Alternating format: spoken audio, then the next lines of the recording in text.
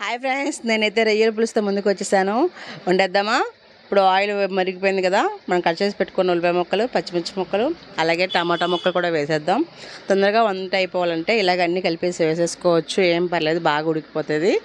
నేనైతే అల్లం వెల్లుల్లి పేస్ట్ వేయలేదు, మీకు కావాలంటే వేసుకోండి. అది కూడా బాగా కలిసేలా కలుపుకోండి. ఇప్పుడు కొంచెం కరివేపాకు వేసుకుందాం. అది కూడా కలిసేలా బాగా కలుపుకొని కొద్దిసేపు మూత పెట్టండి.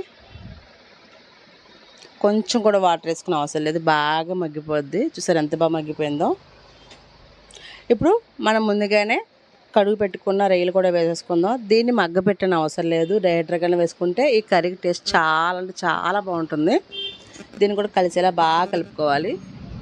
రొయ్యల పులుసు చాలా అంటే చాలా టేస్టీగా బాగుంటుంది. చూసారా, ఏంటనే కానీ రొయ్యల కర్రీ అంటే చాలా మందికి చాలా ఇష్టం కదా. ఇలా రొయ్యల పులుసు చేసుకొని తినండి, చాలా నోటికి రుచిగా తింటారు. కొద్దిసేపు మూత పెట్టుకుందాం.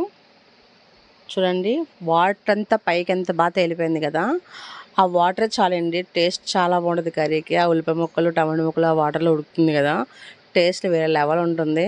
ఇప్పుడు కావాల్సినంత ఉప్పు, కారం, పసుపు, ధనియాల పొడి వేసుకొని బాగా కలుపుకుందాం.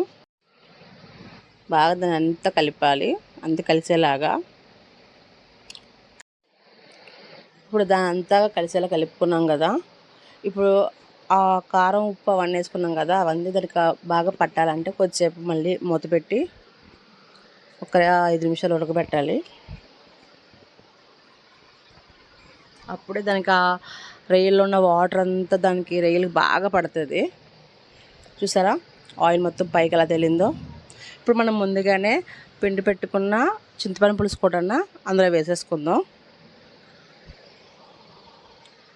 అలాగే కొత్తిమీర కూడా వేసేసుకుందాం, కట్ చేసి పెట్టుకున్నాం కదా, అది కూడా వేసుకుందాం. చేపల పులుసు కంటనా స్మెల్ ఈ రొయ్యల పులుసు వేరే లెవెల్ వస్తుంది.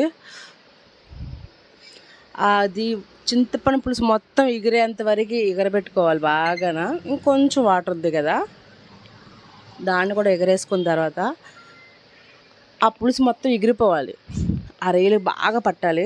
అప్పుడు టేస్ట్ చాలా అంటే చాలా బాగుంటుంది. బాగా ఎగిరిపోయింది కదా. ఇప్పుడు ఇంకేంటి, వేడి వేడి అన్నంలోని ఇలా రొయ్యల పులుసు వేసుకొని తింటుంటే ఉంటుంది పుల్ల పుల్లగా, కారం కారంగా, అబ్బబ్బబ్బా, నోటికి చాలా రుచిగా చాలా బాగుంటుంది.